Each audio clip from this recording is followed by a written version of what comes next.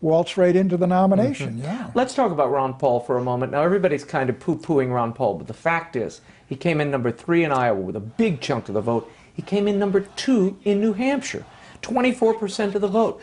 Clearly something, I mean, I went to some of the caucuses in Iowa and watched the excitement around this guy. There clearly are people, some new to the political scene, who are energized, not by this man. I mean, the fact is, the man, rhetorically and visibly, he's not exactly the most edifying. I mean, this isn't, you know, Churchill walking on the scene.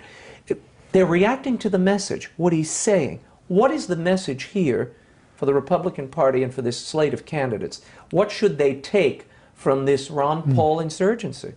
Well, what Ron Paul does have is authenticity. He is real. I mean, when he talks about big government conservatism, he was the only guy opposing Bush on No Child Left Behind and on Medicare prescription drugs, you know, the unfunded entitlement. His whole career, he's been talking about, and all these adventures into the Middle East and all exactly, of that. But on those issues, I think that's really where he makes his mark. 2/3 of the American people now think Iraq was a mistake. Who voted against Iraq of all those Republican candidates? So when he speaks from experience, says, I voted this way. And secondly, I do think people believe that we've had too many wars and the empire's got to be downsized. This has tremendous appeal to young people. And I know he's 76-year-old and I'm nipping at his heels, you know, and it's very funny in a way, but it's also real. This is a very real, you know, I went down and I campaigned for him, and I think it was 1994 when he was coming back running for the House. And I went to the Houston airport, as I recall, and we drove 3 hours into this place.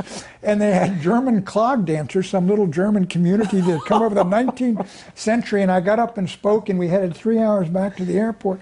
But it was a wonderful, real middle America event. And, you know, I've always liked him. I've always liked the guy, because I think he's just genuine. I think he's real. I think he's honest. He has his convictions. I don't agree with him. I'm not a libertarian on trade or on the cultural, on the social issues. I do think a community's got a right to establish what it believes to be true and have its faith represented in its schools and things like that.